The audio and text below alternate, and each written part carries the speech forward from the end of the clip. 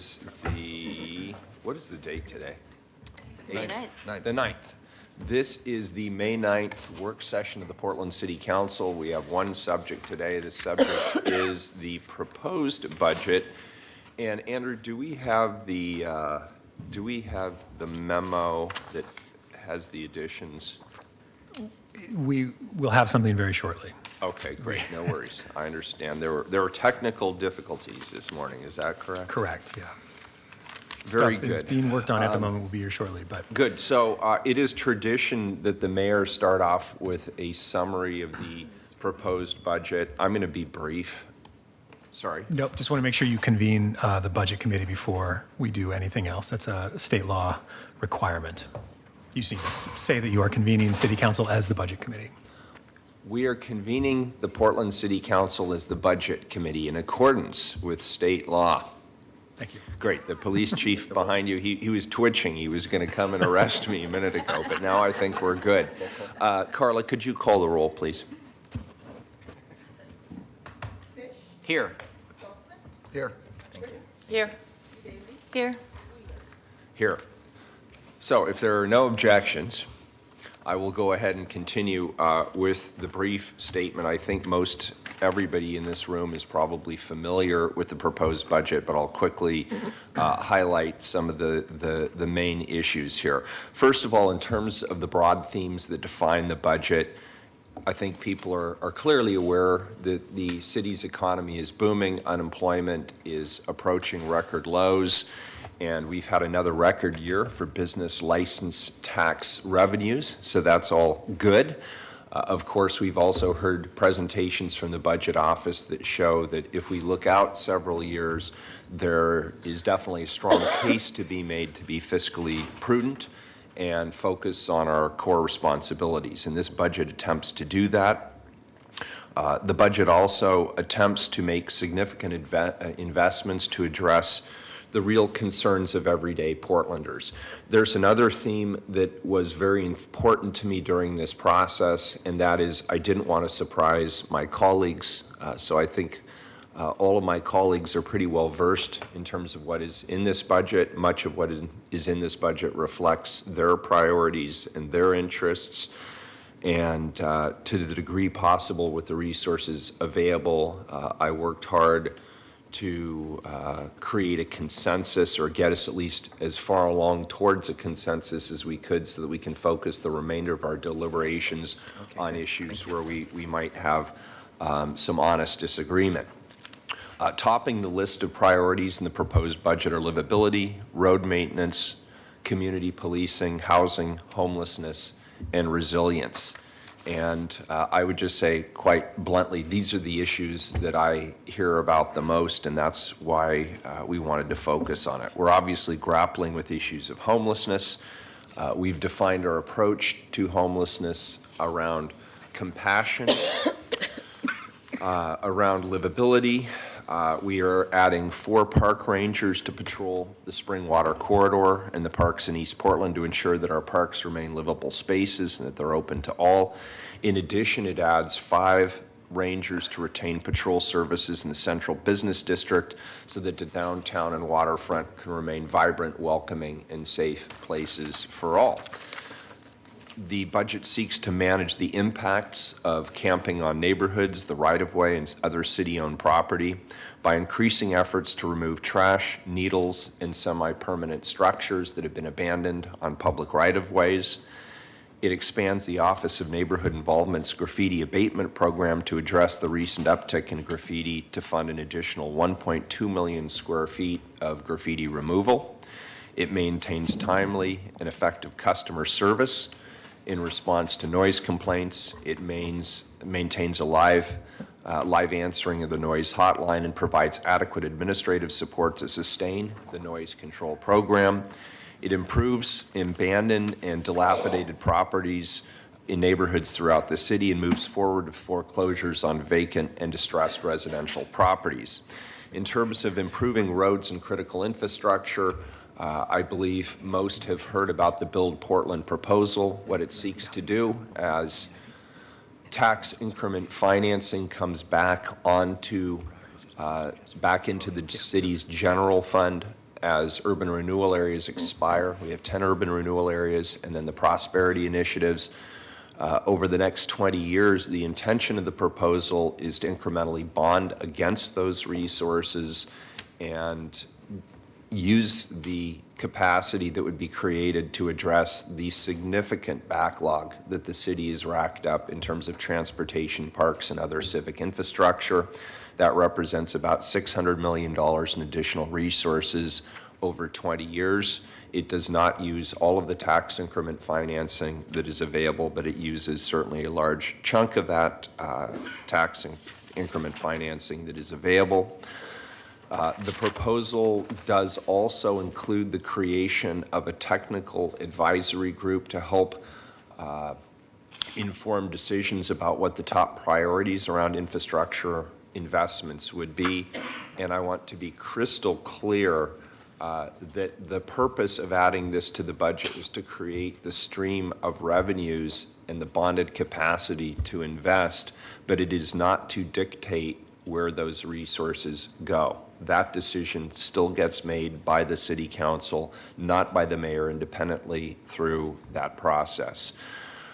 In terms of community policing, we have sought to begin the process of creating the Community Service Officer Program. This is something that was made possible through the recent labor negotiations with the Portland Police Association.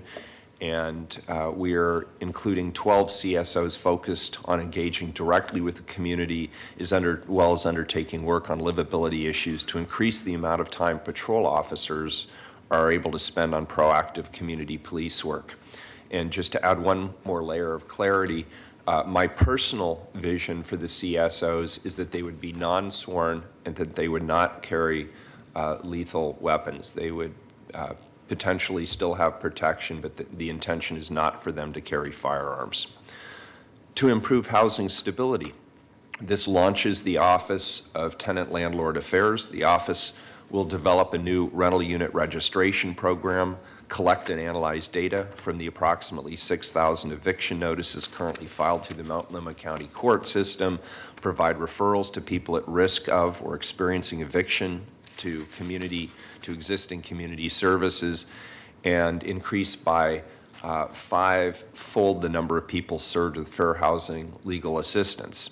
In addition, the office will launch a new online affordable housing portal through no app fee with enhanced customer service to help applicants understand and mitigate barriers to obtaining housing. And then in terms of improving our resilience, it increases ongoing discretionary funding for the Bureau of Emergency Management by a full 25%.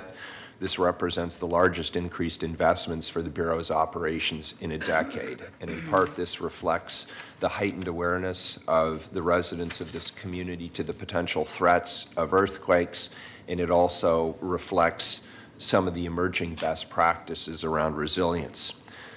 This more than doubles the funds for the Neighborhood Emergency Team, the NET team, and the Basic Emergency Communication Node program in the Portland Bureau of Emergency Management. And Chloe Udaly is one of the newest participants in the NET training program. And so I look forward to hearing what her experiences are at the end of that training. But I think it's thrilled that there's a member of the Portland City Council who's stepping up and actually participating in that program. So those are sort of the main issues. There's a couple of smaller ones I just want to highlight that have come up in previous council sessions that may be on people's minds. With regard to body cams, there is funding in the budget, what we believe is sufficient funding in the budget for the next fiscal year to begin the work to deploy body cams, but there are a lot of policy decisions that need to be addressed, or a number of technology issues that have yet to be resolved, and there's some significant data collection issues as well. So in working with the police chief and others, we believe we've come up with the right funding to get us through the next fiscal year in terms of what's actually needed for the initial work on the deployment of that program. As I promised during my State of the City address, there is increased funding to improve river access for the public. We did fund the age-friendly community proposal that was put forward by AARP and Jay Bloom and others, which creates a specific program around intergenerational sharing and learning opportunities, which is a national best practice. There was a conversation we had as a council maybe 6 or 8 weeks ago around Portland being a disability model employer based on a 2012 work group that was convened.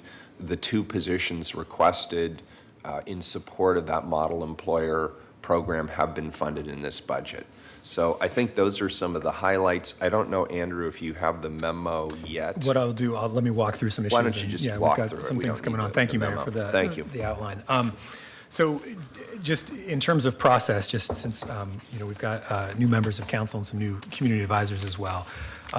Council, as the mayor said at the beginning, he convened you as the budget committee. So council is now sitting as the 5-person budget committee and not as city council. And that will continue until you approve the budget next week.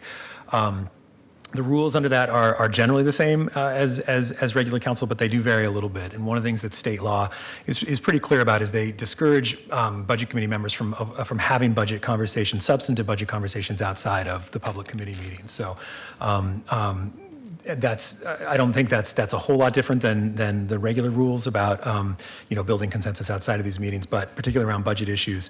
You've got today's session, you got Thursday's budget hearing at the end of the day, which is technically the budget committee meeting to take testimony, as well as next week. And so to the extent budget committee members are bringing up substantive issues or looking for changes, these are the forums where that conversation should occur. The purpose of today's work session is to weigh in on the mayor's proposed budget. And if there are any budget committee concerns, questions, issues, requests for further information or analysis, putting those on the table. And we're happy to either answer those today or follow up with you as quickly as we can. As I mentioned, there's the public hearing on Thursday evening. It will be here in council chambers. And then that will be followed by a vote to approve the budget next Wednesday, May 17th. From just a technical process standpoint, the mayor will be filing the approved budget for consideration next week. He'll be filing it later on today. And the mayor can make changes to his proposed budget as part of that filing. And so there may be some changes in terms of what gets filed later on today based on conversations that we have at today's work session. Additional changes can be made on the floor next Wednesday by amendment.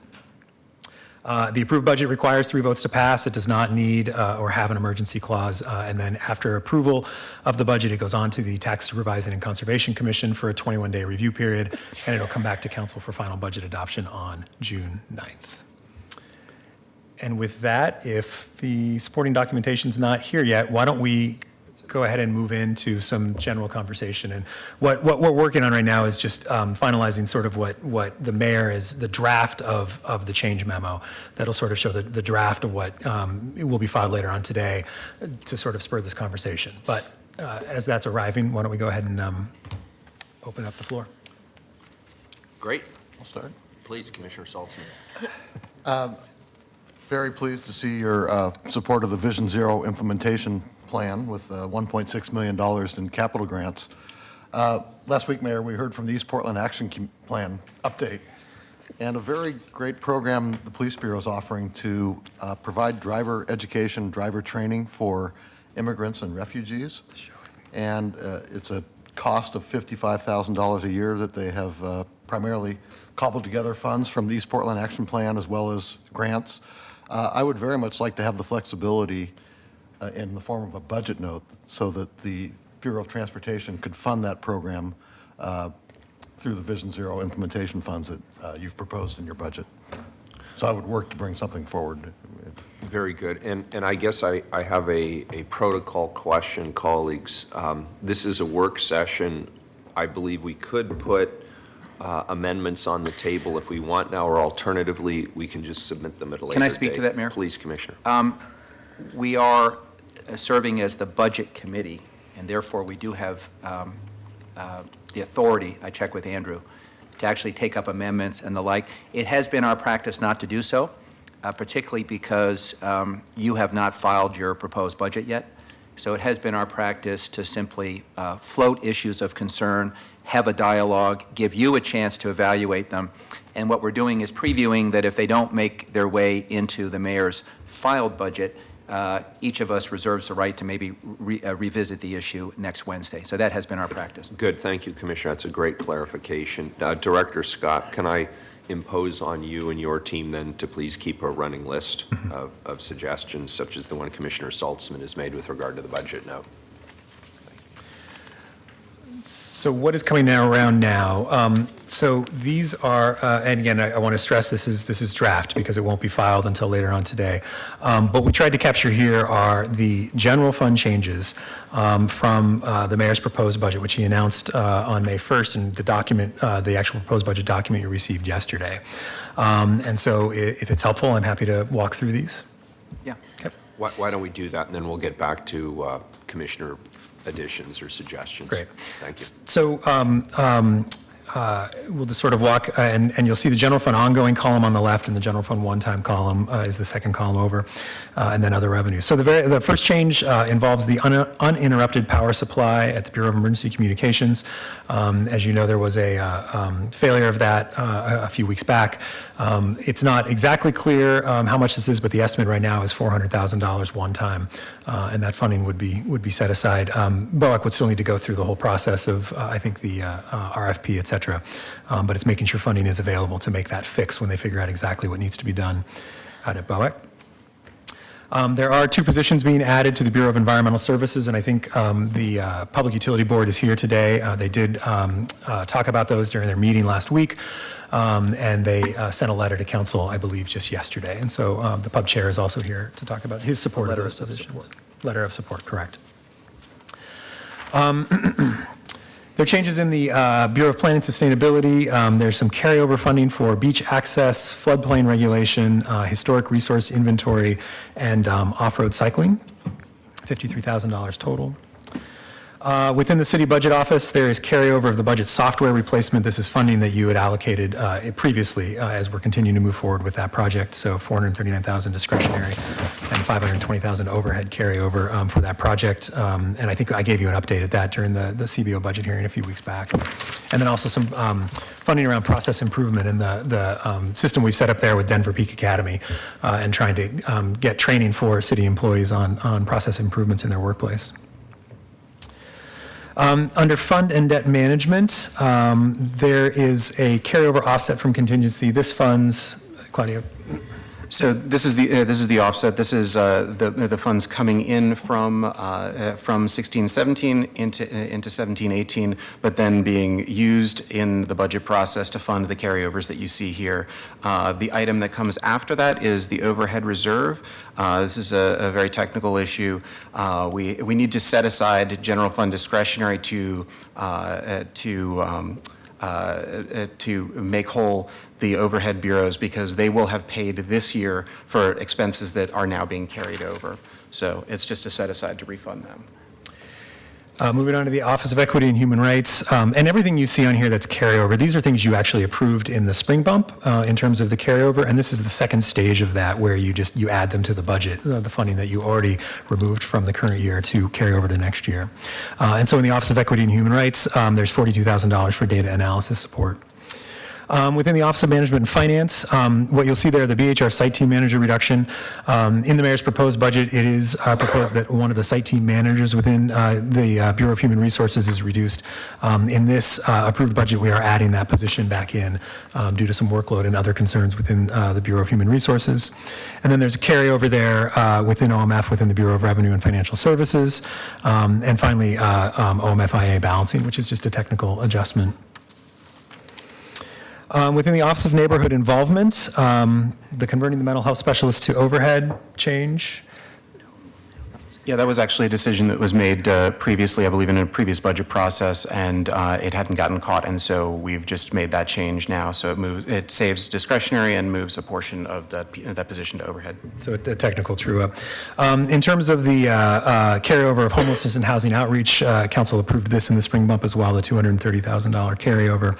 And then a new item there is the Public Elections Campaign Fund. This would restore $250,000. You may recall in the proposed budget, the full $1.2 million budgeted in the Elections Campaign Fund for 2017-18 was removed and spent one time on other city priorities. This would restore $250,000 of that campaign funding.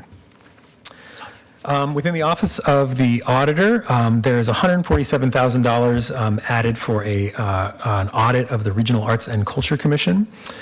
And then two carryover items for auditor priorities and IT applications. Within the city attorney, these are all carryovers, a total of $152,000 from the spring bump around the barriers to employment and Portland Harbor work and their technology fund.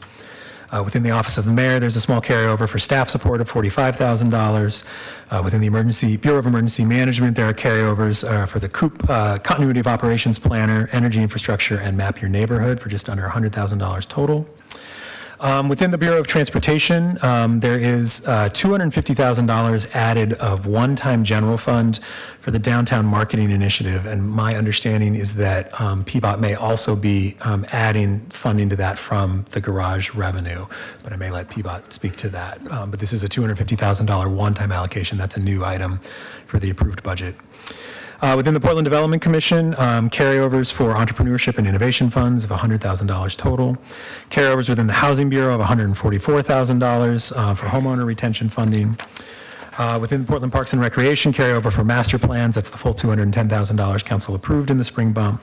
Carryover in the Police Bureau of $2.5 million for a number of items. And then within special appropriations, adding $200,000 more to the competitive grants in special appropriations. And I believe the total now is $1.2 million within special appropriations. And finally, restoring half, this actually says RAC 5% reduction. The proposed budget did reduce RAC by 5%. This would restore 2.5%. So they would have a net reduction of 2.5% of their ongoing with this add back. Mayor, if I could just ask clarification on one item. Andrew, so you've given us a change memo of, these are the proposed changes that the mayor may incorporate into the budget he files this afternoon. If all of these are contained in his filed budget, where do the contingency accounts then land? How much do we have left in contingency? 2.4. Okay, so yeah, excellent question. So yeah, these all of the new additions you see sort of in the general fund ongoing and one time, not the carryovers. The carryovers are funded by current year resources, but the other new carryovers are funded by general fund contingency. We started in the proposed budget at $3.7 million, and this would bring it down to $2.4 million. And all of that would be ongoing contingency, the $2.4 million. And can you also remind us, what has been our policy concerning the appropriate amount of contingency at this stage of the budget process? So there's no formal city policy around contingency. It has varied from about $2 million of contingency to start the year to about $3 million of contingency. My advice to council is a larger contingency tends to be better in case things come up.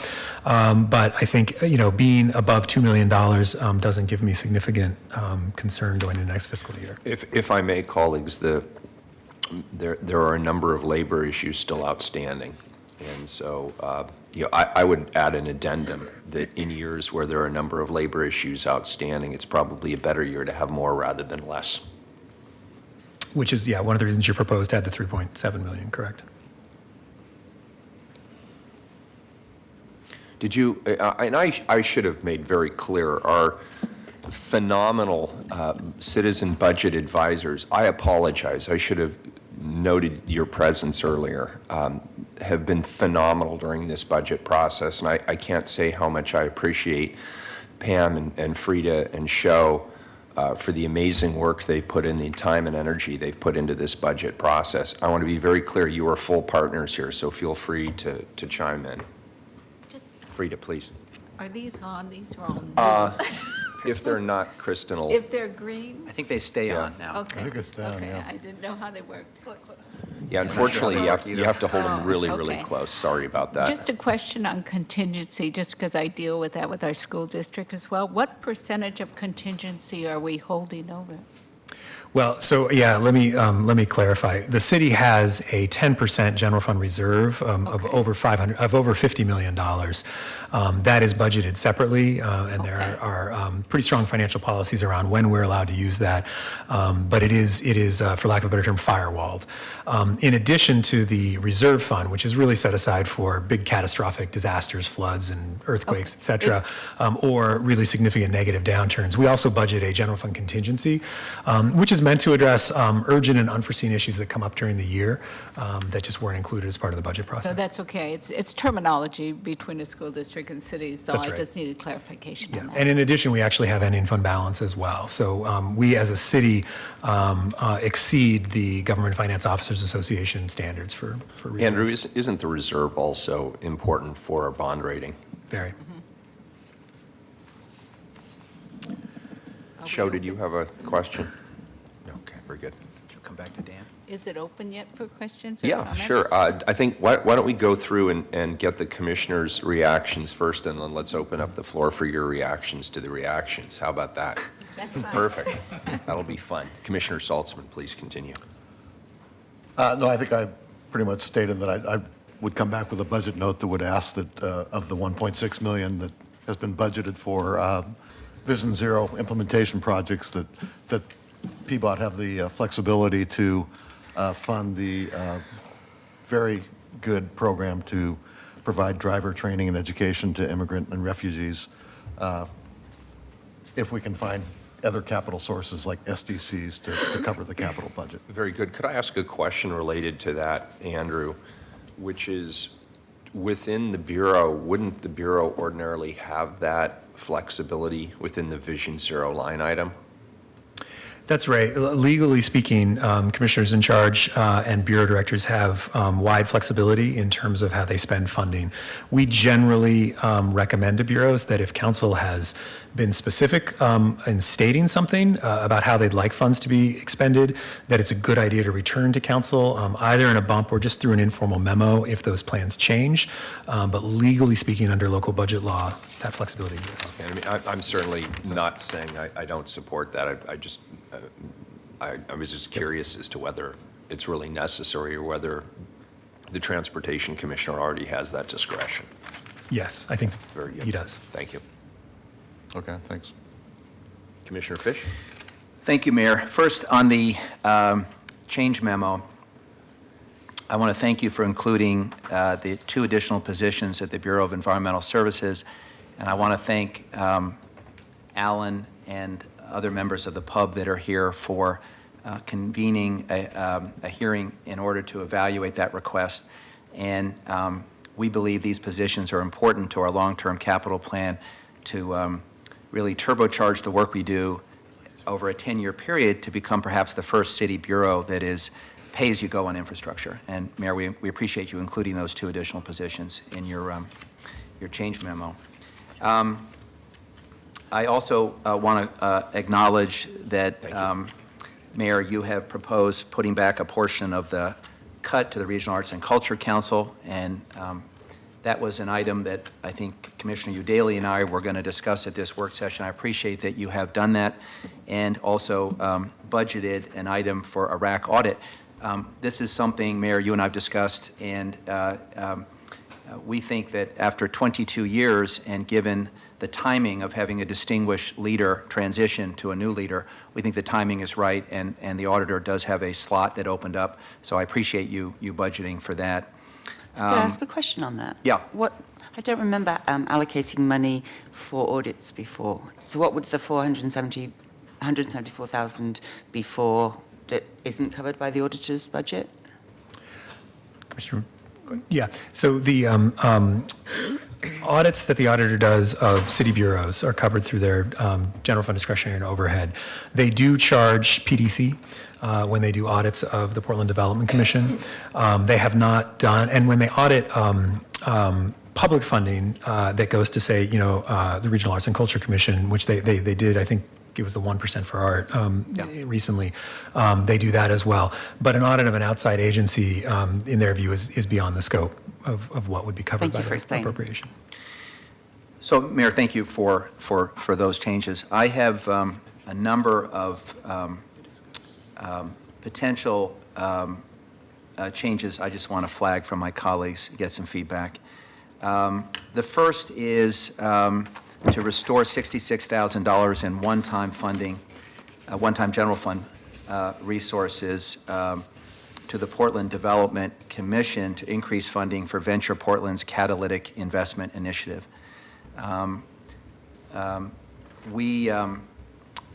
We do not have a broader initiative currently that addresses small business. I know there's a lot of appetite in this council to think about ways of formalizing that, and some very good ideas are floating.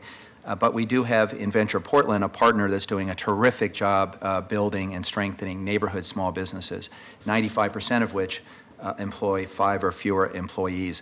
So this would simply restore the cut that has been allocated in the budget. I think we've all been impressed with the work that Venture Portland does, and I'm going to test the waters to see whether there's an appetite to restore on a one-time basis the $66,000. So that's the first, Mayor.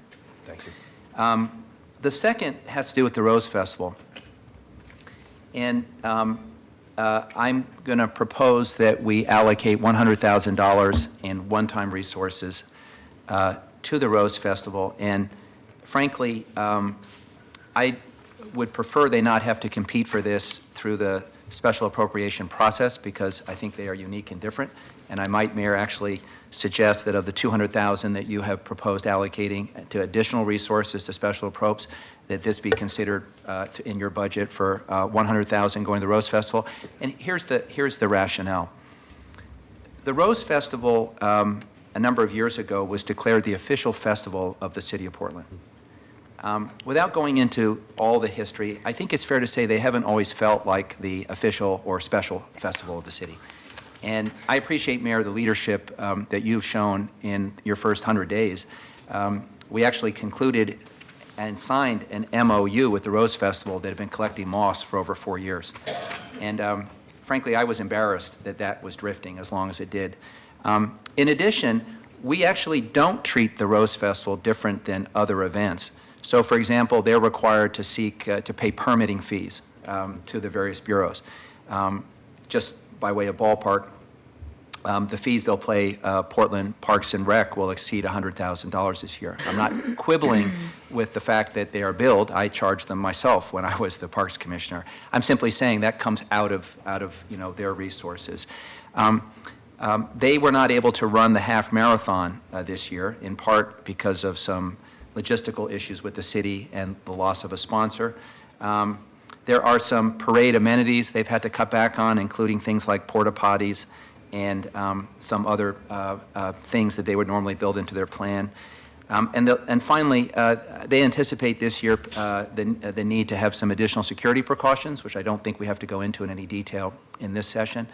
And it's my view that it is long overdue for us to provide some measure of thanks in a financial way for their service as sponsoring the official festival of the city.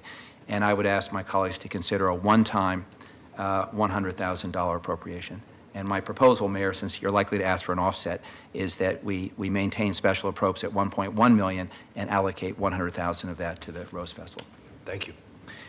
Next on my list has to do with age-friendly. And Mayor, I guess I'm now officially confused. Is there someone who could help me understand? Because I believe there were at least 2 different proposals that were floated. One was from the age-friendly Portland Steering Committee, which is the group that we convene to help us implement our age-friendly strategic plan. And the second was, I think, what you're describing as a intergenerational initiative that Jay Bloom was sponsoring. I think they're separate, but I'm now officially confused. Is there someone who could shed a light on that? Yeah, I'll start, and then Andrew has even a more feathered interpretation. They are separate. There's a lot of overlap in terms of who's involved with those particular initiatives, but they are separate. And I sided with the one that I did because it is not an ongoing appropriation for operations. It is actually a program with discernible outcomes that we are purchasing if we agree as a city council to go ahead and fund it. The other one funds a professorship at Portland State University, plus at least one conference that I'm aware of and some other things. And balancing the two and wanting to commit to Portland being an age-friendly community, I decided the intergenerational program that worked with community partners and focused on specific outcomes was probably a better fit, at least from my perspective of how we should be addressing an age-friendly community. There is a larger policy question there as well in terms of whether the City Council would like to also fund a professor at Portland State University, but given that it was less specific in terms of outcomes, I went for the former. And I'm not sure if, Andrew, you have anything to add to that. No, I think that's right. There were two different proposals. Experience PDX is funded at $200,000 in your proposed budget. Mayor, what I think I'm discerning from your comments is that it would behoove us at some point, maybe this summer when things calm down, to have a work session or some forum to talk about the age-friendly agenda. I'll just put it those terms. Go back in time to our designation as an age-friendly city, first in the world, the adoption of an age-friendly agenda, and then to hear from you and my colleagues as to what are the expectations in terms of our role in implementing, and what does accountability look like? Because I think these are questions that are frankly long overdue, but and I'm hearing from your comments that you were faced with two proposals, made your best judgment. Probably after the budget, we should elevate the discussion to what is our long-term vision for funding age-friendly. I would be thrilled to do that, and I think it would be appropriate for us, Commissioner, to have a broader conversation about what the city's role in. I mean, I'll go even one layer farther than I probably should, but I'm known Andrew for has doing admonished that. us to speak here, not in our rooms. If we're going to fund a professorship at Portland State, why not instead fund somebody here who is a coordinator at the City of Portland who can also work with us on the internal issues around being an employer of choice, working on flexible work schedules, and focusing on the retention of some of our really good employees who might otherwise choose to leave and go on to the next chapter of their life. So I think there is a broader policy conversation. We should have it. And Mayor, and just to preview a thought that I think... Not that I have anything against professors. I've known some fine ones. But I think a concept that we may want to revisit in a broader discussion goes back to the work that you did at the helm of the Vital Aging Task Force, which is, at the end of the day, we're not going to make progress on this agenda by funding a one-off here or a one-off there. We're going to make progress when the mayor and the council directs each bureau to make measurable progress every year in advancing these issues. And so I hope that's institutionalized so that as part of, let's say, our next budget, for example, the Housing Bureau is required to come forward and say, what's your plan for making affordable housing more accessible to older adults? Parks is asked to come forward and say, what's your plan to make our paths and our trails and other things safer and more accessible to older adults? So we institutionalize it, because a lot of the work is going to be done within the bureaus, subject to a direction. Well said. So I have two more things. The first has to do with the one-time resources that in this budget are dedicated to the Home for Everyone. And Mayor, you have, I think, appropriately called out that almost a third of the funding in your budget that goes towards addressing homelessness through the Home for Everyone is one-time resources. So about am I correct, Andrew, about $8 million of the $25 million? Correct. Okay. And I had a sense of deja vu all over again when I was reflecting on that, because when I was elected in 2008, there had been a movement at that time, and Dan probably remembers, by my predecessor, Commissioner Eric Sten, to convert one-time money that was dedicated to homelessness into ongoing resources. Because of the timing of Commissioner Sten's resignation for office, he was not on the council to advocate for those dollars, and the money that was later converted from one-time to ongoing actually went to the Parks Bureau, which had, I think, in Commissioner Saltzman, a formidable advocate. The question of $8 million of one-time means that next year, in effect, we begin a budget cycle with $8 million at risk towards whatever we agree as a council is the baseline amount for addressing homelessness. Now, to get at this question, I think we have to, as a group, ask and answer some tough questions. Is there a floor of resources that we intend to contribute to the Home for Everyone? That's a worthy conversation. What is the appropriate split between the county and the city? That's an important conversation. And then how much of this, based on advice from the Budget Office, ought to be ongoing versus one-time? This is one area where the distinction between ongoing and one-time, at least at the county perspective, is less important than in other areas, but I think it's something that we're going to have to grapple with. What I did in 2008 is I proposed in the budget process, either 2008 or 2009, a budget note that said to the Budget Office, please give us a pathway for how we're going to convert one-time resources to ongoing. Because of that budget note and because of some other things, it meant that the new mayor came in with a small structural deficit. Because when we say we're going to convert to ongoing, it effectively changes the forecast. Andrew, do I have the timing right, or am I one cycle off? Yeah, it's 2013. Excuse me, 2013 is when, right, so we maintained the one-time in 2008, but it was in 2013 that we grew weary of having to defend every year the one-time resources. So a budget note was dropped, and as a result, Mayor Hales came in with a deficit caused by converting one-time homeless money to ongoing, one-time money at PDC for economic development to ongoing, and because of the fallout of the public voting in favor of a library district, which through compression took $10 million out of our general fund. So the new mayor came in with a $20 million hole. It's not my intention to create a big headache in advance for the council next year, but I want to flag this issue because one way we could address it is to ask the Budget Office to give us options for how to convert $8 million to ongoing. But Mayor, I'm also cognizant of the fact that we haven't had the broader discussion about what is the appropriate level of funding and what's the split. So I want to flag this issue and get your guidance. Great, and let me just say that I appreciate that conversation, and it's an important one, and it's a timely one as well. I did call out for the advisory committee, the full advisory committee at A Home for Everyone, this issue of a significant amount of our resource towards the joint office being one-time only. And I did explain that that puts it at extreme risk in the event of changing economic circumstances.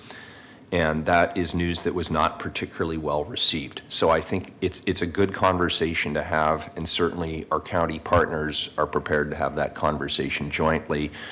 I came in halfway through their budget cycle this year and found that a 50-50 split was also not well received. And I wasn't aware that there had ever been a policy discussion about the city and the county contributing at different levels. So I think all of these things should be on the table and would be very good conversations to have because I'd like by next year when the city and the county release our budgets that nobody be surprised and nobody be disappointed and that we're all on the same page, which is what I think the spirit of the joint office is supposed to be anyway. So I applaud that thinking. And Mayor, I am open to a number of ways to slice this. I don't want to get in front of your discussions with your counterpart at the county. I want the council to know that we have this looming challenge. And frankly, whether it's a budget note or whether it's a work session this summer to come to some agreement as to a framework, I just want to make sure that ahead of the budget cycle next year, we've come up with an approach. I think that's a great idea. And Chair Kafori had suggested that there be some sort of a one-off budget conversation that could include people from the city and the county and other members of A Home for Everyone in the joint office. So it's a conversation, as I say, that's very timely. So, Mayor, the last issue on my plate has to do with Build Portland. Let me tee it up as follows. I think we have a once-in-a-generation opportunity to tackle the backlog in street maintenance and to get in front of a structural problem we have around infrastructure. And you're the first mayor who has put a truly bold proposal on the table to how we address that. And your children and my children will be serving on the council that actually sees this through under this vision. But I applaud you for doing so. And it also, I think, answers a question that every year at budget time we all feel frustrated with, which is Andrew and others present an infrastructure report that says every year we add about $180 million to the deficit, and we all sort of look squeamish. And but other than the utilities that have a dedicated revenue source, and other than, say, Commissioner Fritz's proposal to boost the amount of one-time discretionary resources to infrastructure spending, we haven't come up with a comprehensive fix. So I applaud you for coming up with a vision. And frankly, I think it also answers the question, what is different about the mayor's position from other members of the council? I think it's uniquely the mayor's position to swing for the fences and to lay out a 20-year vision. I have a couple of concerns about the broader vision versus the smaller vision. The smaller vision, which I'll call phase one, which you've articulated, is essentially a $50 million infrastructure proposal funded by allocating $2 million of ongoing revenue to cover the interest payments until at such point in the future there is sufficient revenue to pay off the principal. That's not unlike probably the first mortgage I ever got, which was interest only followed by a balloon payment. Whether long-term that's the most effective way to finance these kinds of things is something I think we need to discuss. But I appreciate that it is scaled, that you have identified the resources, and you have challenged the council and the community to think big. So on that front, I'm completely in alignment with you, Mayor Wheeler, and your approach. Where I probably have a little bit of unease is the use of a budget note to guide a $600 million decision. And I think it's more philosophical than substantive. I have not, until this morning, actually seen the bulk of the details around Build Portland. You previewed it in your State of the City address. There are a couple of references in the budget that was published that talk about it, but I haven't actually gotten my hands dirty about the bigger vision. And what would bring this commissioner to a point of being comfortable to signing on to a long-term vision like this is to have a forum in which we talked about it holistically. The vision, the funding mechanisms, that we had the key players that we've empowered within our form of government, including the CFO, at the table walking us through the financing, the options, the impact of financing decisions on other priorities, and the like. And then, based on that and other feedback, we launch it. So my only hesitation with your budget on this point is that while I fully support the $50 million down payment, I'm reluctant to support a budget note that essentially puts this in to forecasts and sort of partially cooks an idea that, frankly, I think for $600 million warrants a bigger council conversation. And without being flip, we're going to spend more time tomorrow debating the windows on the side of a certain building than we have yet as a council in debating a $600 million investment. So I think leadership is about setting the narrative and the goal and challenging people to follow. I think you've done that admirably. I think the role of the council, though, is to scrub these proposals and ask the tough questions. And we haven't had that forum, and it's not a criticism, we just haven't had that opportunity. So I will propose either a substitute budget note that sort of tones it down a little bit so we're not building it into forecasts ahead of having the discussion about the policy, or there may be some other way that we could get there through scheduling, for example, in the summertime, a work session and a hearing. And my preference, Mayor, since I think this could end up being your signature achievement, As mayor, my preference would be to have a work session followed by a resolution that then is voted on. It does not in any way diminish or take away from what you're doing here, because you have my full support on the 50 million. But I think it would give the council a chance to exercise their due diligence in understanding the details. So either through a budget note or through some other discussion, I would ask that we not put the cart before the horse. You have my full support on the 50. As for the other 600 million or so, I'd like to have a broader discussion, and I'd also like to know what some of the trade-offs are, the financing mechanisms, and have you make the case, and I think it's a compelling case. Happy to do it. Thank you. Commissioner Udaly. All right. Was that all? Commissioner Fish, sorry. Commissioner Udaly. Well, this has been a fascinating process and a great introduction to the city. I'm generally happy with the budget and with this changes we got this morning. I think a couple of my concerns have been addressed. The first being funding for open and accountable elections, so thank you for adding back some funding for that. I'm concerned that it's not enough to actually launch the program by July 2018, but my understanding is we can revisit that in the fall bump. RAC, are we happy with the RAC situation, Commissioner Fish? I'd like to have a further conversation with you and RAC leadership, Okay. but I appreciate that since the mayor has put about 247,000 of new resources in his budget for items which directly or indirectly benefit RAC, I'm appreciative that he's done that in his proposed budget. And I think I'm satisfied today and would welcome a further discussion with you Great. on that. Although I learned last year, after we convened as the Budget Committee, we're not supposed to talk about the budget even one-on-one. So I appreciate you raising that. Is that true? Yeah, I'm going to actually ask the city attorney for clarification on that. I think seems it may nuts. be true if it's three or more. I don't remember the admonition that, So we did ask the city attorney, we had this conversation last year, and they have not, there's not a strict prohibition on it. Thank you. Commissioner Udaly? No, sorry, go ahead. No, the issue is not necessarily talking about, it's building support outside of the Budget Committee. And, Right, well, and it's the same prohibition that I think, or admonition maybe they've given you in terms of other conversations as well. but Andrew, let me give you a common sense way of slicing that, I think. When we have a land use proceeding that's coming to council, we shy away from having ex parte conversations, and we disclose ex parte conversations. But we also have a protocol that allows staff to talk among themselves and to share information. We can't be handcuffed in terms of sharing information, but I think we understand the difference between cutting a deal on the budget versus sharing information.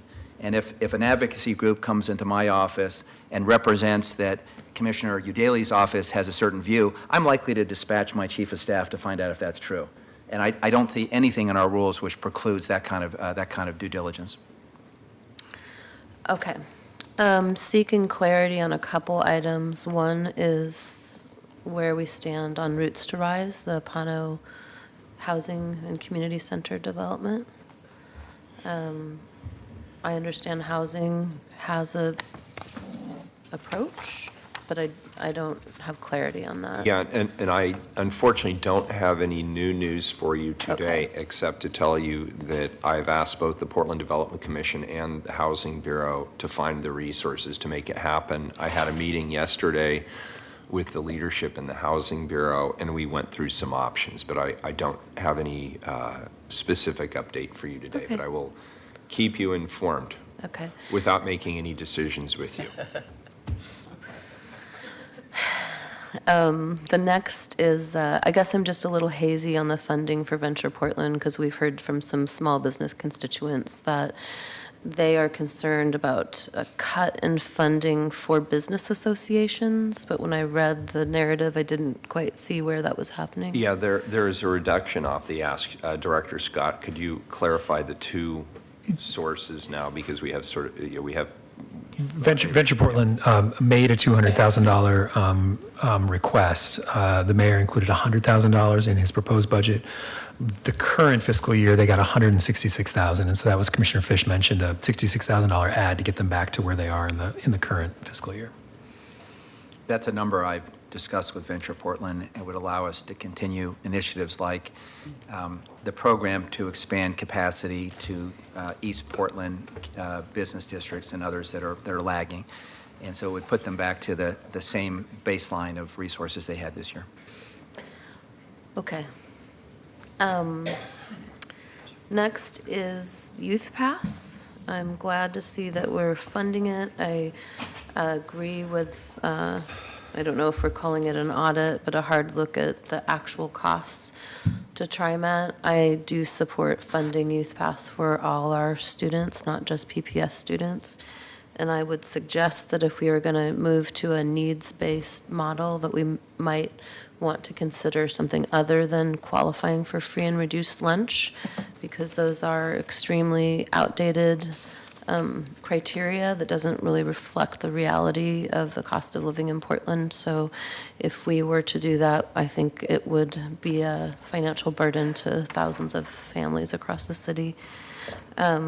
It's just true across almost every needs-based program. You have to be extraordinarily low income to qualify. And as we know, you need to earn about $60,000 a year to live and rent comfortably here. So I just want to flag that as a concern.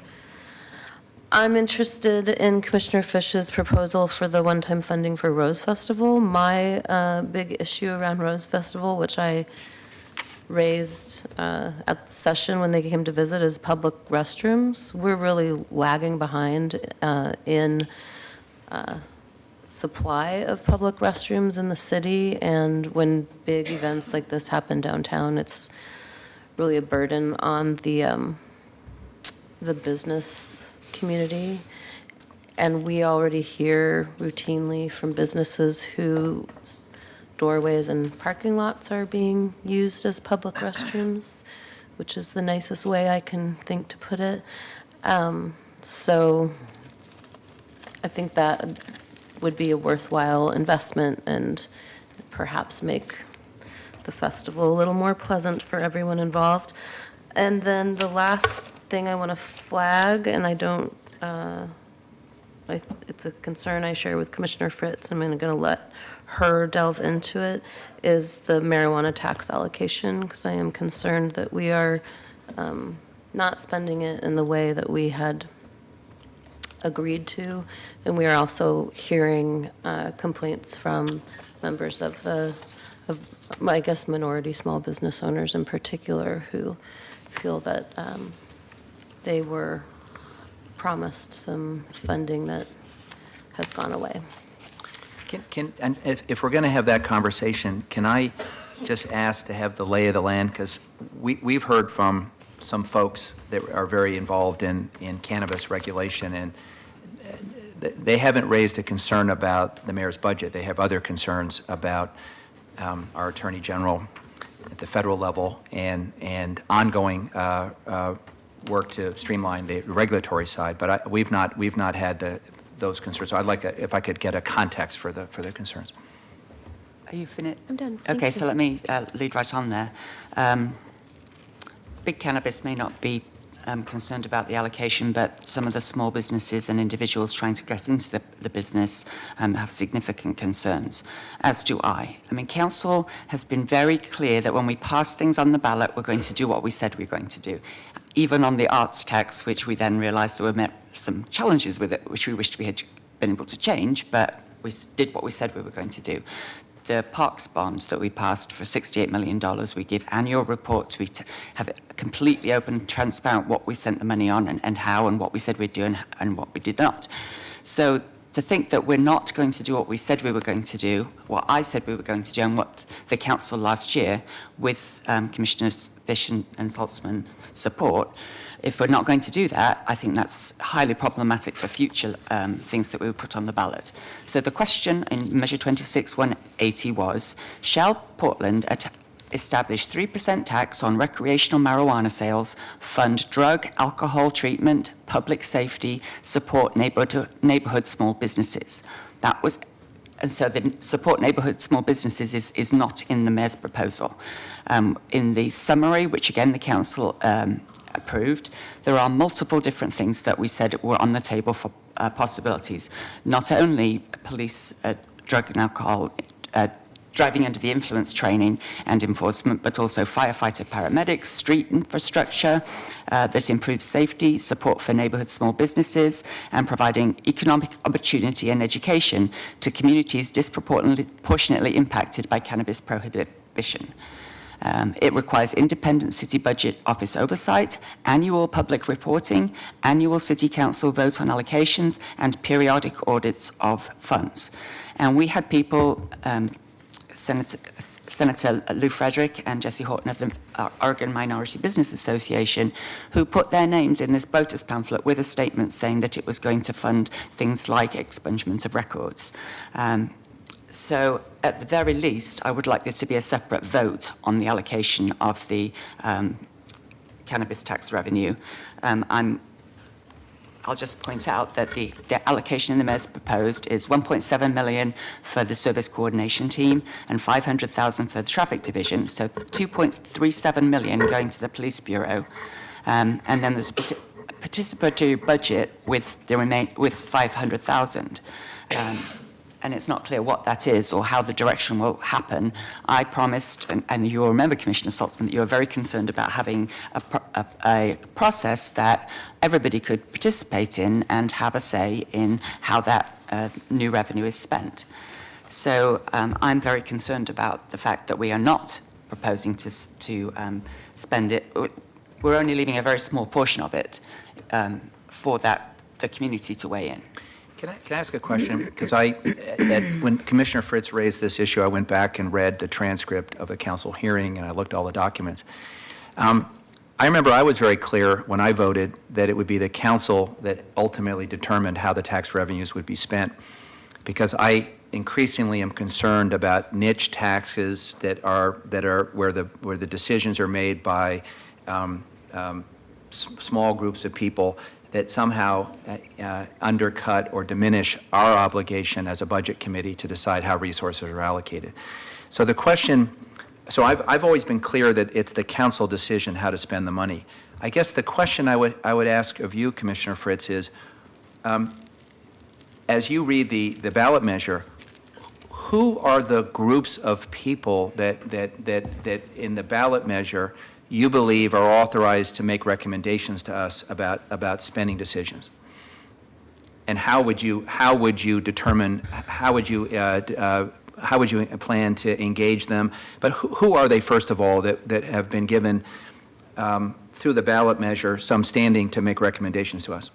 Well, certainly the people who put their names on the voters pamphlet statements, but in particular, there's nothing in this that says we're going to support neighbourhood small businesses with some of that money. And so I don't know what the guidance would be to whatever a participatory budget process might be. So that's a question I have just in terms of who are we empowering to make the recommendations. The other thing is, I do remember under your leadership, and this passed under your leadership, so thank you for that. I do remember that we as a council decided to expand the list of eligible expenditures so that we had more discretion.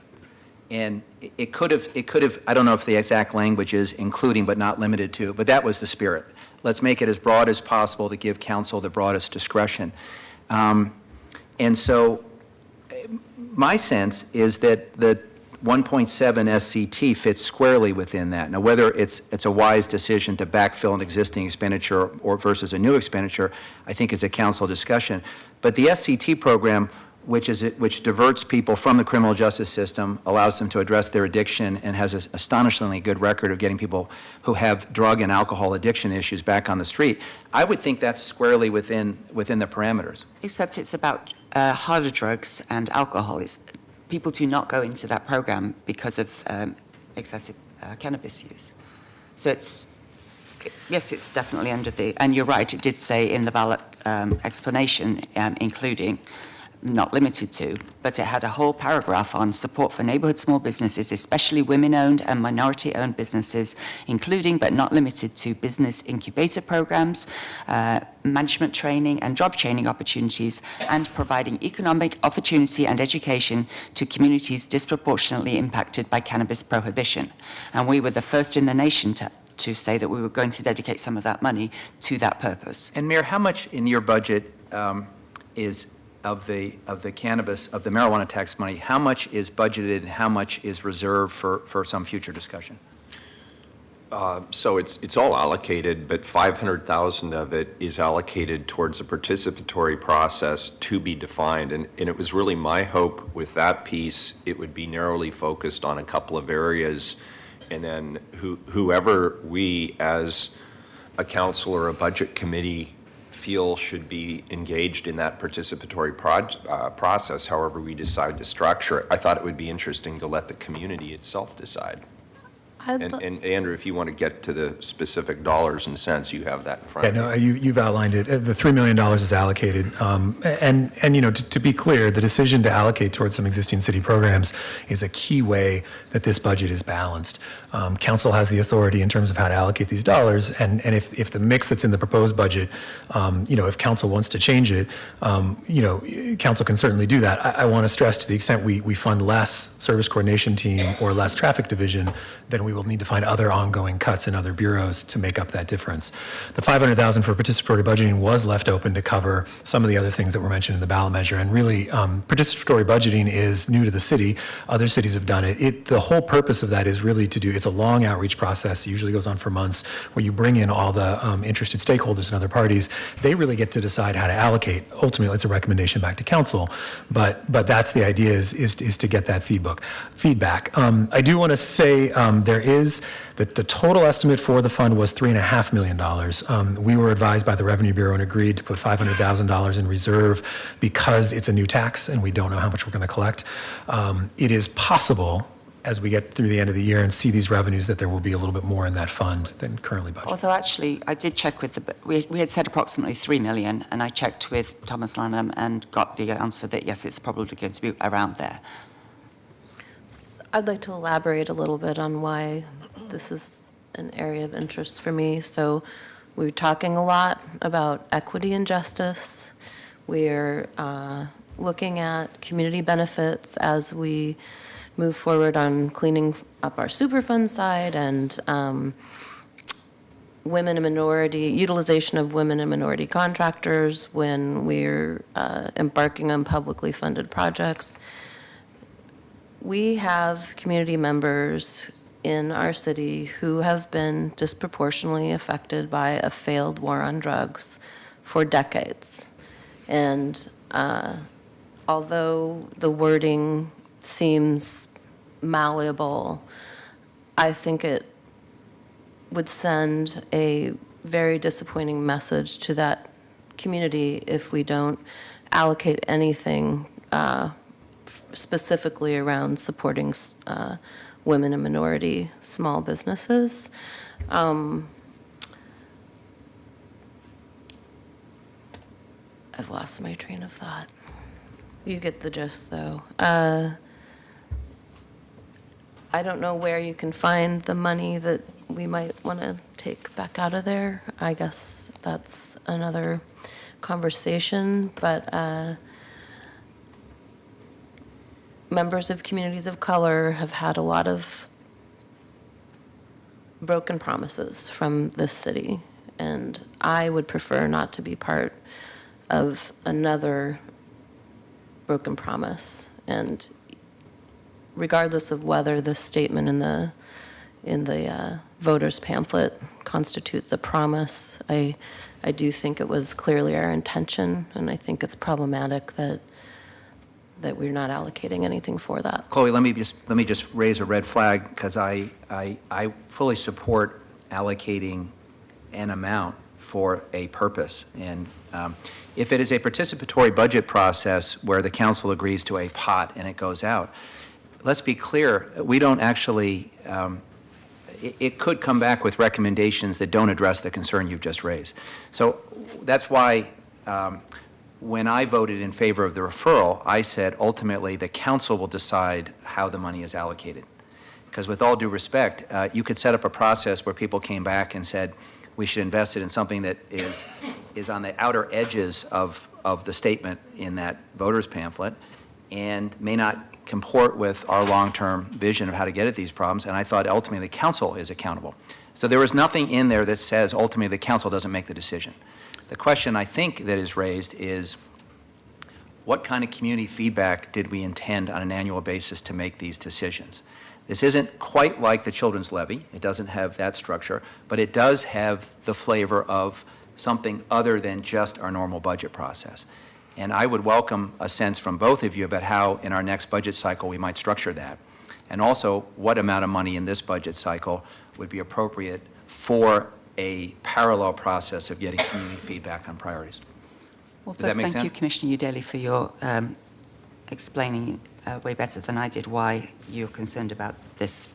I would ask, at the very least, for a separate vote on the allocation of the cannabis tax money every single year, so that the council knows that more than two-thirds of it is going to the police for programs that may or may not have anything to do with the cannabis business. Commissioner, So anyway, can I? that's- I appreciate the conversation. It's one I think we do need to continue, and I hope that there will be testimony both at the budget sessions, which Jesse Horton came to the budget public meeting 2 weeks after his child was born, which shows the amount of passion that he's got for this and what a great supporter he was for it. Commissioner, can I ask a clarification on the separate vote? I want to make sure I understand what you're asking for there, because as part of the budget approval and adoption, this will be, I mean, these specific allocations are made as part of the budget, along with the allocations from dozens of other funds, many of which have restrictions and other things on it. I'm a little concerned about a separate council vote. I'm not quite sure I understand. Well, the there's a proposal. separate fund which we set up. The money doesn't go directly into the general fund. It goes into the marijuana recreational tax fund. Right. So I think there should be a very clear statement every year. This is how much came in, because we had just initially talked about not including it as a forecast in the budget, wait and see how much we had at the end of the fiscal year, and then have a process in the fall to decide how to spend it. So if we're going to essentially lock more than two-thirds of it up for the foreseeable future, I think we need to be very clear with the public that's what we're doing. So, and I think that's been in all the information. I just want to, I mean, I want to make, when we vote to approve and adopt the budget, it is on all the funds. It's not just a general fund vote. So I do recognise that, and we've got a very big budget, a lot that we're asking citizens to try to dig into and find. I think it would be helpful to just highlight this particular one. So whether it's a separate vote or something, I don't know, but maybe it's another budget note about that the explanation of how the cannabis tax money has been spent or is proposed to be spent is highlighted in the budget process. May I pitch an idea on that front, Andrew, just to get your reaction? So we are scheduled to do a rate hearing review hearing, correct? yes, We're- there will be a rate adoption. We're going to have a rate adoption hearing that precedes the adoption of the budget? It is on, May 18th? Yeah, May 18th. So it's before the adoption of the budget on June 8th, correct? And technically, that's a forum in which the council can accept or reject the recommendation on the rates. Yes. And the recommendation on the rates, at least, there's an indirect impact on the general fund because well, technically, the general fund is not implicated, but there are programs which the general fund absorbs now that were once in the rate. Anyway, it is a separate proceeding in which to set a rate that has an impact on our overall budget decisions. Is that correct? Yes. So it's not like we're without precedent for having a separate process. And what I hear Commissioner Fritz saying is this has as much symbolic as substantive role to flag exactly how we got there. Just like we've said on the rate hearings, we want the public to understand how we got to a rate and and give people a chance to weigh in. So in that sense, I think that's a second cousin of what Commissioner Fritz is proposing. Thank you. So the rest of my concerns. First, Mayor, as you're now the Commissioner in charge of Portland Parks and Recreation, the budget contains a challenge in that the levy, what's left over in the old levy, which is about $600,000 in the budget, is proposed to fund preschool for this year. When I was the Commissioner in charge, I was proposing to use that money to fund the deficit in the golf program, that because of the horrible winter we have, the golf program, which is normally self-sufficient, is actually running in the red at this point. So the same 600,000 can't be used for both. So in one program or the other, we've got a problem. In years past, the Golf Fund, which should have a healthy reserve for having winters like the one we just had so that it could tide over, the Golf Fund was used by councils in past years to fund some general fund purposes. And so that was why I was planning to use the levy to backfill and make it whole. But regardless, there's 600,000 missing somewhere. There's also a budget note for Portland Parks and Recreation that we should come up with some funding suggestions. And I would ask that that budget note actually be to everybody in the city, because or all bureaus. The challenge that we find in parks is that because that operations and maintenance gets highlighted one at a time, and for new parks, which are only built because we've had a lot of new development, which will be paying more property taxes, that's how we get to fund the new parks, and that's why there should be adequate allocation of general fund to operate those parks. So the budget note to say that only parks needs to look into other funding sources doesn't make much sense to me. And we do operating levies and construction capital cost levies. There is about 25% of the parks budget now is already fee funded. So to call upon just one bureau to fix the systemic problem that we don't have enough to fund all the things you talked about earlier just doesn't seem fair. So I think the operations and maintenance for new facilities should be built into the forecast, and indeed the council mandate to do that did not specify just in parks. It said for all new facilities, and I suggest that for each new local improvement district, when we're building a new street, transportation should be asking for operations and maintenance of that street, because from now on they are responsible for doing the potholes and the storms, the street sweeping, etc.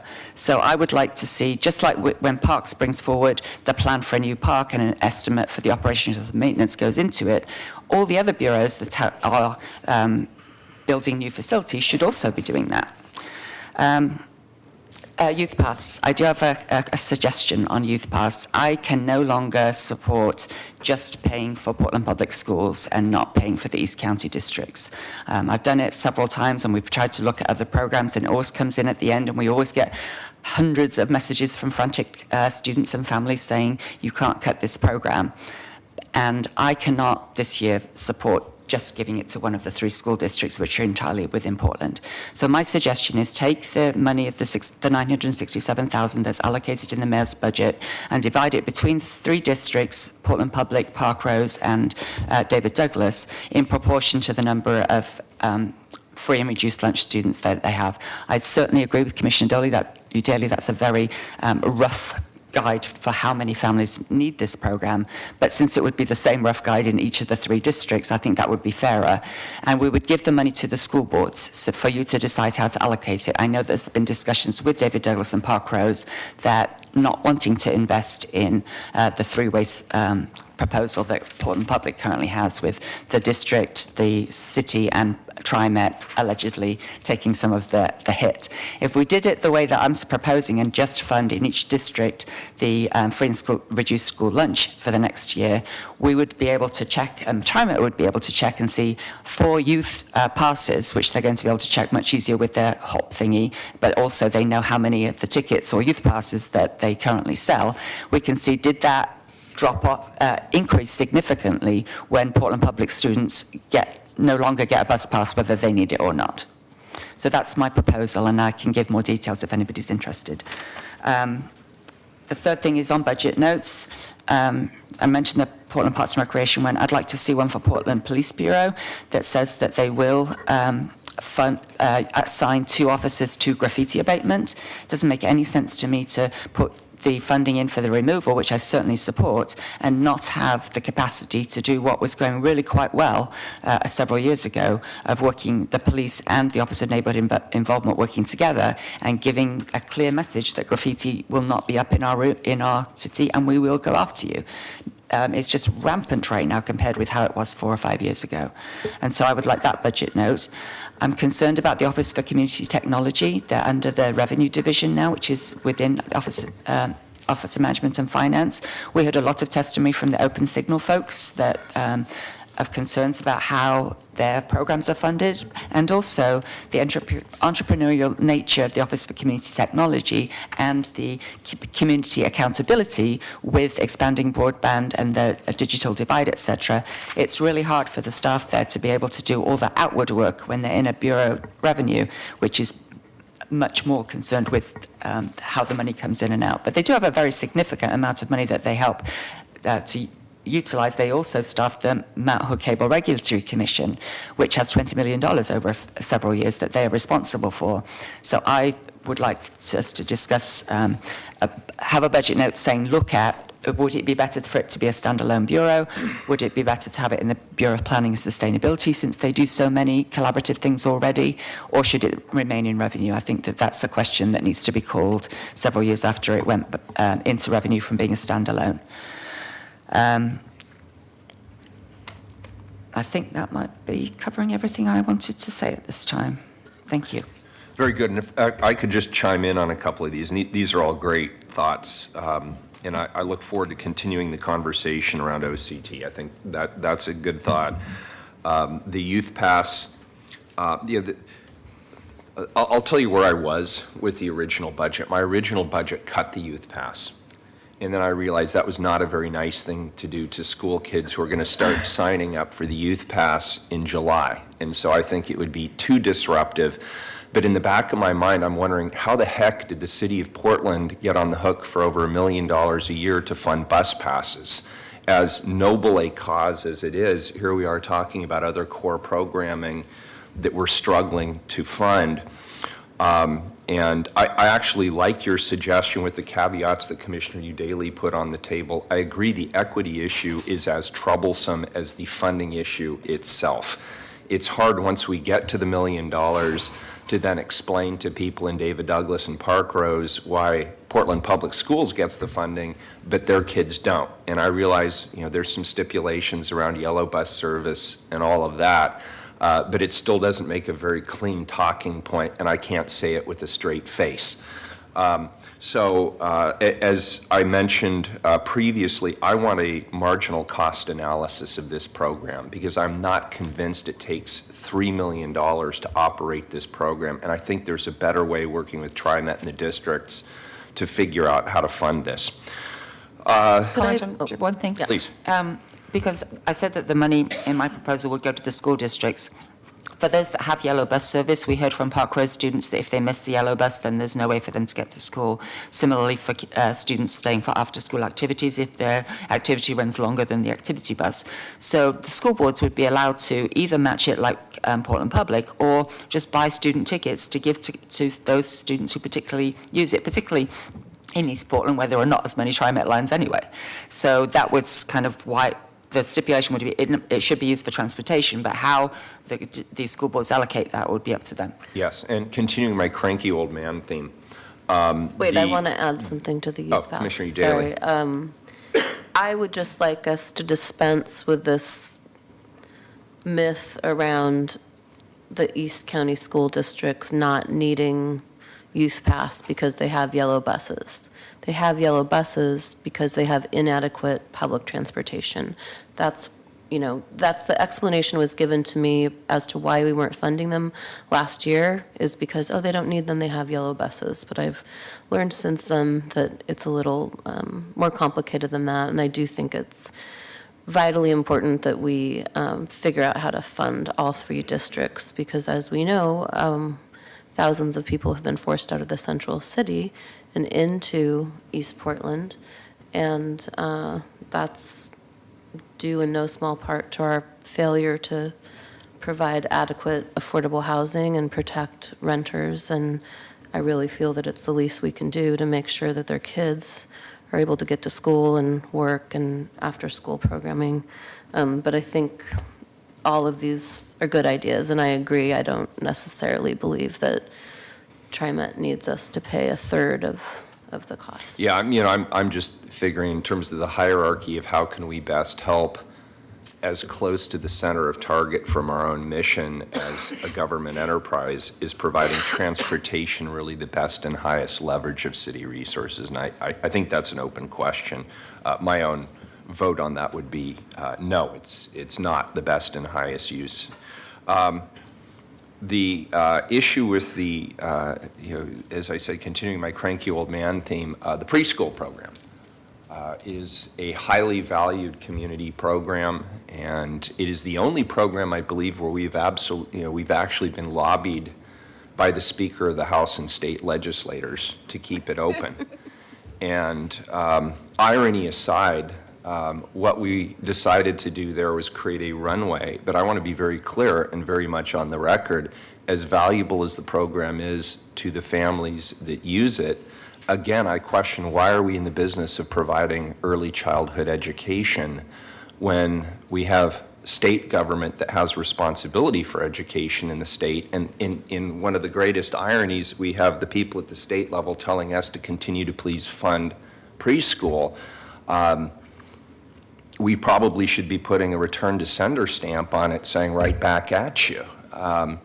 And so what I would propose we do is we work with the state legislature to find a pathway for state funding for this critical service to families in our community. And we heard impassioned testimony around the importance of this program. But again, when I line up all of the things that we should be funding, this one seems like an outlier in terms of getting back to our core mission and focusing on those things that only we can provide. And in the absence of us providing the service, it won't get provided. So Mayor, that was sort of my view. I just Commissioner want to Fish. note that the Speaker's office has just issued a press release saying that you've been subpoenaed to come down to Salem to offer what they refer to as a, quote, clarification concerning your offensive comments during some work session. So I just want to put that in the record. Duly noted, Commissioner. Thank you. Yes, Commissioner Udaley. I agree with the runway approach. I think the preschool advocates really brought their A game to our public budget sessions, and one of the most compelling things for me was the testimony around inclusion of children with disabilities, because the reality is private preschools do not have to take children with disabilities if they feel that doing so would require unreasonable accommodations or require them to fundamentally change the nature of their program. And those are extremely nebulous standards. And I've been through this experience myself of being turned away by multiple preschools due to my son's disability. And we can't turn those kids away. And it's really an extraordinary opportunity and one of the very few places in Portland for kids with disabilities to get that preschool experience. I see so much potential there. I really think that we can figure out another funding model. And I don't know enough about the kind of rules and restrictions, but I have some ideas that I'll. Yeah, Well, I'm with the Parks- sorry, Commissioner, yeah, please. Thank you. Parks did have a proposal that it's kind of a glide path to that, but different from using the levy. If we got something in the order of 450 something this year instead of the 650, and then the following year got another cut of about half of that, we think at that point we'd be able to come back to the council and that it could return to being self-sustaining. Just as a reminder, though, the only reason it's not self-sustaining now is that we're now paying our workers a reasonable wage, although it's still not generous. Yeah, and my point there was, I do believe we should use this next year to look at alternative financing strategies, including working with our partners. I'm sort of just having fun at their expense, but the truth is, they're important partners in this, and we should be looking for a way over after session is done and they have a little downtime, talking about some potential partnerships with our state partners and the school districts to see if we can't find a different way to fund this. Mayor, can I jump in one second? Commissioner Fish, and then let's get to the Sure. to our At advisors. page 12 of your proposed budget, there are some budget notes, and I first wanted to thank you for the budget note on the Portland Film Office. What you've proposed in your budget is to provide a one-time, to include one-time funding for the next fiscal year. but then to figure out two questions, really. One is, where should they be housed? And two, how should they be funded? This budget note directs the Portland Development Commission to resolve that question, and I would ask that it be modified to provide that the City Budget Office have that responsibility in coordination with PDC and other relevant agencies. And because it may be that the best idea that comes out of this has them housed somewhere other than PDC, which would no longer put the onus on them to provide the funding.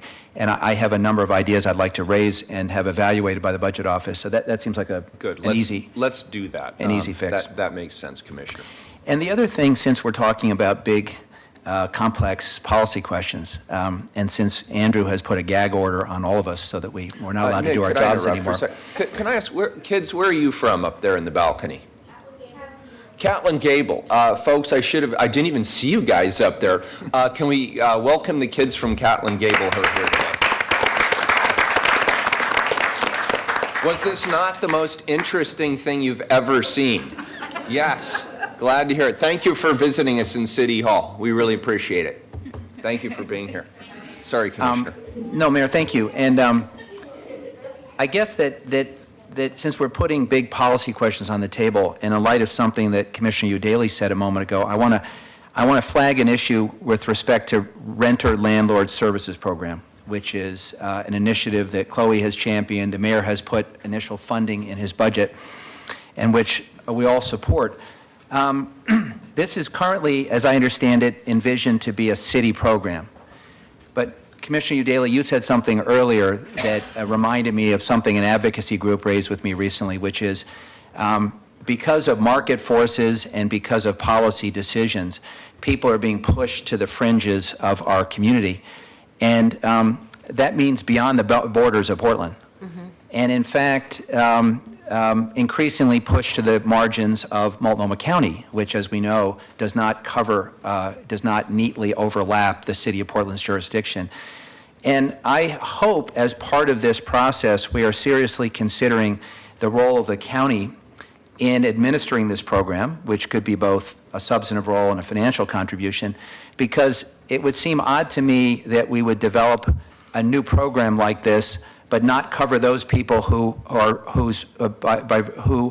live somewhere between the city's outer east border and the outer east line of Multnomah County, which is really where some of the most acute poverty is being concentrated. So I wanted to just flag that. I agree. In my previous life as a tenant advocate, we definitely tried to apply pressure to the county for this very issue. There are unincorporated areas and other other areas that are not protected when we take action in the city of Portland. But I mean, it still makes sense to me that we would have this office sited here. But that's why I want to have a summit of city, county, and metro leaders to discuss our housing crisis. I'd be happy to attend if I get clearance from Andrew Scott. I want to just be clear that. I will extend an invitation to you. Trying to keep you all out of budget jail. So. But No one seems to think that's a good idea. I think by it's the a good way, idea. So, And okay. All right. I I got will one join vote. you. But I'm not weighing in on the I question think of it's a good idea, too. where it's located. I'm just simply, I think that as we develop, the reality is, we're going to get phone calls from people in Multnomah County, and they're not going to be pulling up a map online to We figure have out whether they're people- on or on what side of the line. My view is, just as Dan's vision is to move the children's levy to a county-wide levy at some point, so that it covers all the children in Multnomah County, I think this should cover all the families in Multnomah County, and we should have some way of structuring it over time so anyone in the county can access the service. We have people moving to Rockwood, which is still a Portland address, but they live in Gresham. So all of a sudden, none of our rules apply to them, and they can't access a lot of our city services. So, yes, it's a real issue. Mayor, we're winding down. Are you going to take final comments in a moment? No, I want to hear from our citizen advisors. Jeez. God's sake, let them Pam, speak. Frida, and Shel. A filibuster over here. Please chime in. Okay.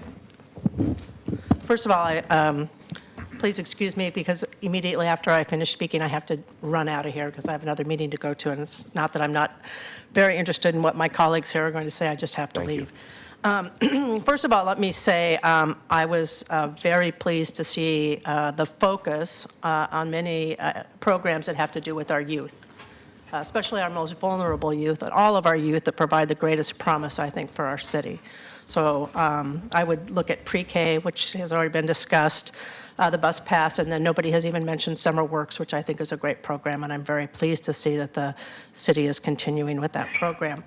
On pre-K, I totally agree with the mayor around it being a state obligation, but as is often the case when the state doesn't fulfill its obligation, currently we have a quality education model of $10 billion, and the legislature is struggling to get to $8 billion.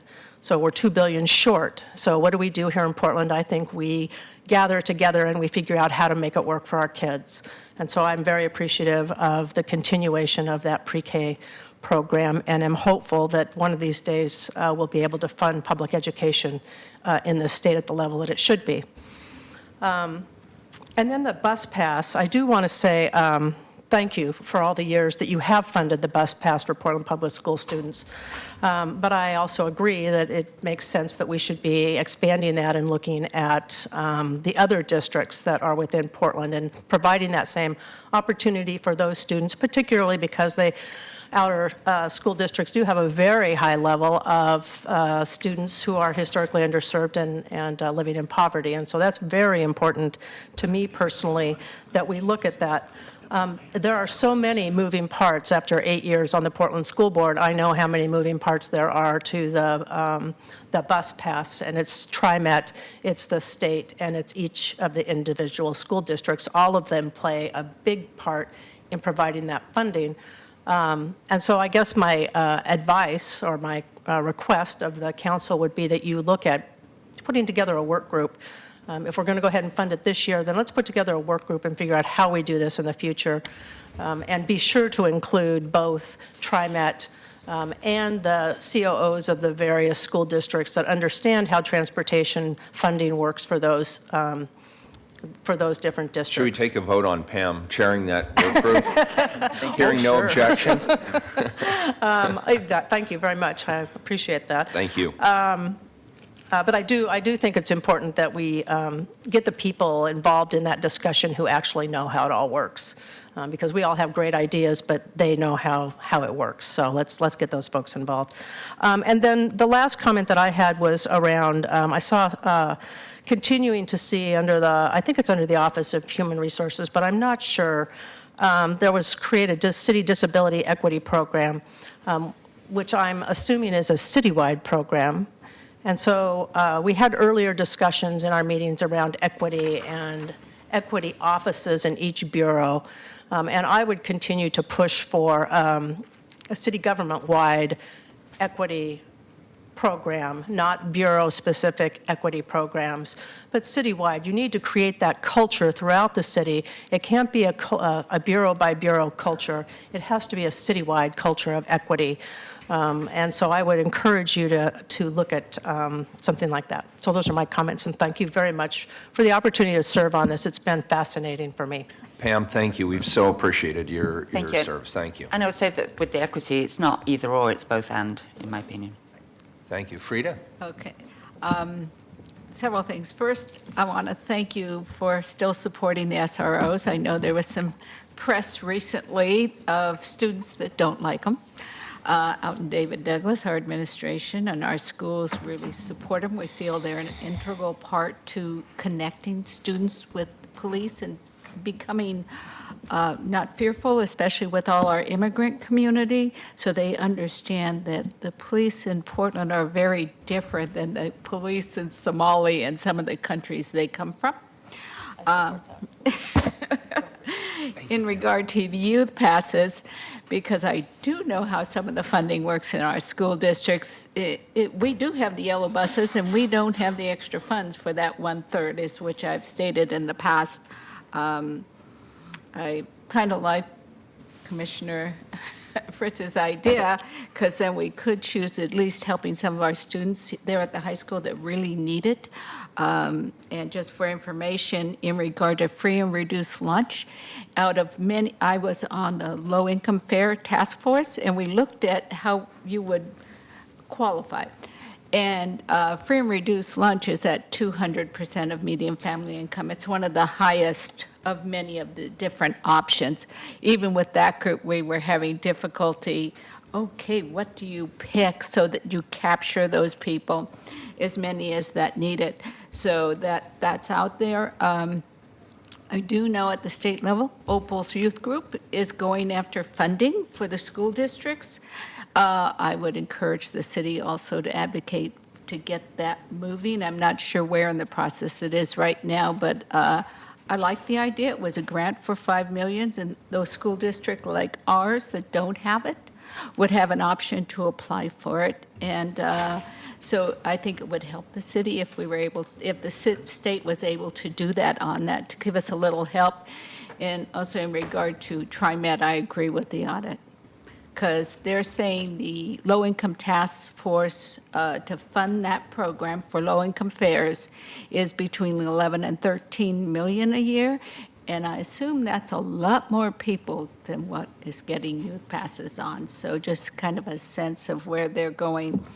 Preschool, it may seem counterintuitive because I'm on a school board, but I really think because it's not hitting the target audience, the low income, the people of color that we wanted to hit, that the city shouldn't be funding. It should be funded in other ways. I like the idea of bringing together the groups to discuss. Douglas has already added in 3 of our schools free preschool. It's one of the reasons in East Portland Community Center, they're not reaching their targets because Cherry Park, which is their catchment area, offers it, and they don't discriminate. It's everybody gets in free. So it's evolving to get that funding. Children's Institute is really pushing for additional funding, but it would help if the city, but if we all get together, we may be creative on how we can keep it going without city funds. Now I'm going to get to my favorite topic, housing. I met with our housing, East Portland Action Plan Housing Subcommittee met last night. We had a very robust discussion on the cut for the rehab program. We understand they're carrying over funds to get it going. Actually, it was reported to us that had the program been approved by City Council, which it hasn't been yet, so they can't allocate funds, they probably would have already allocated those funds. So number one, it's important to get the program approved. Even though the Oregonian won't come out with numbers, we have a great need out there. Many of our renters are immigrants and refugees, and they do not file complaints, of the conditions because they're so afraid of losing their housing. So there's a much bigger need than the numbers show. I understand that the Housing Bureau already has 2 landlords ready to start on the program. I understand the difficult decisions you have when you have to decide where the funds go, and that program hadn't started. We really support the Office of Landlord and Tenant Affairs, so it appears that that's where the money's being realigned. But we'd like you to give that program a chance, and then at the fall bump, consider if it is successful, consider some funding for it at the fall bump. We aren't pressing for changing the funding in the budget right now because we know how difficult it is. But we really would like that program to give it a chance. It's a way, it takes too long to build affordable housing. And this program can get off the ground right away and provide a form of affordable housing for 10 years while this crisis is going on. And we're willing to keep that affordable housing in East Portland. We don't say not in our neighborhood, We just want to stabilize our neighborhood. It's affecting our families out there. I know with David Douglas, we've had some loss of students because they've been forced out of the city, because the rents are no longer affordable. We're seeing rent increases that our families can't sustain. They're all rent burdened out there. So we need to do something, and we felt that was a quicker way of getting some of it stabilized. So even though we don't support the change, we want you to look at getting the program improved and getting started so we can show that it can be successful out there. Excellent. Thank you, Frida. Appreciate it. If I could just clarify one thing, Frida, you had said that free and reduced lunch was based on double MFI. It's not MFI, it's the federal poverty level.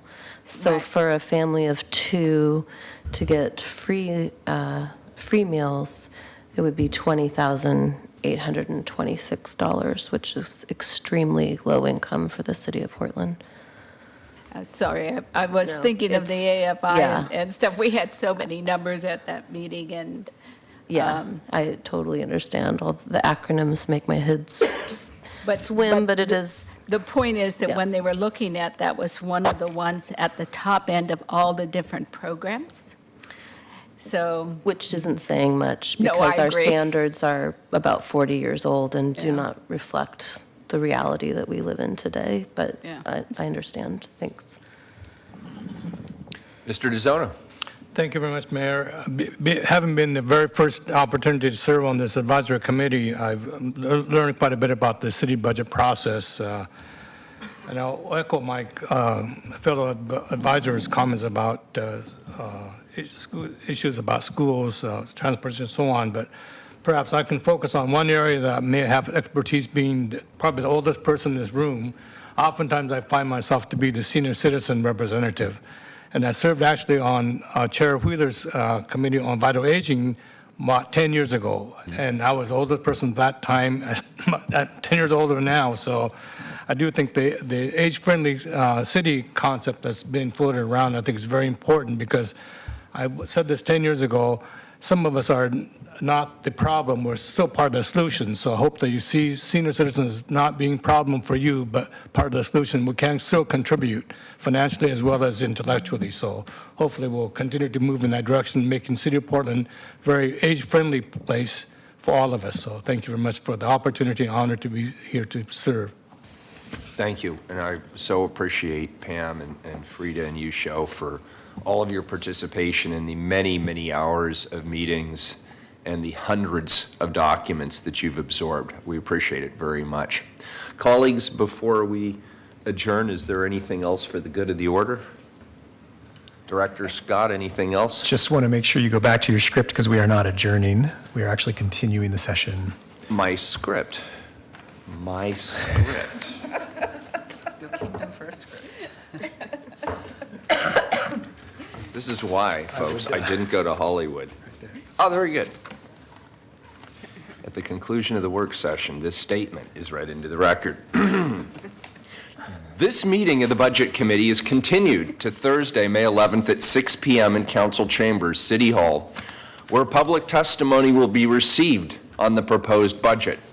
City Hall is located at 1221 Southwest 4th Avenue. And with that, we are almost continued. Commissioner Fish. I think, let's turn to our Citizen Budget Committee to see Please. if they have fun. No, if I could just make one final comment. Our office has received some feedback from community members about this council. And one of the things they've observed is our willingness to do our business in the public, under the light of day, and to have these kinds of discussions which are spirited but also principled and respectful. And I've been on the council too many years to remember now. It hasn't always been that way, particularly at budget time. And budgets bring out a lot of passion. People have strong feelings. It is I think it's the hardest thing a mayor does, is trying to craft a budget that brings a council together. I want to just say that I take it as a point of pride when I hear from people that they enjoy watching us deliberate, and they appreciate the tone that is set by this council when they do the public's business. Our meetings are sometimes challenging for other reasons, Mayor. But that is, I think, something we can take some pride in. And we have some disagreements, and we'll have policy disagreements, and we'll have dollars and cents disagreements. But how we approach this in the public setting is the most important value. And I appreciate the tone, Mayor, that you have set through these budget discussions and hearings, and I'm optimistic we'll land at the right place. Thank you, Commissioner. So with that, we are continued. Thank you, everybody. Thank you, Andrew, for that last-minute save. The budget police were waiting.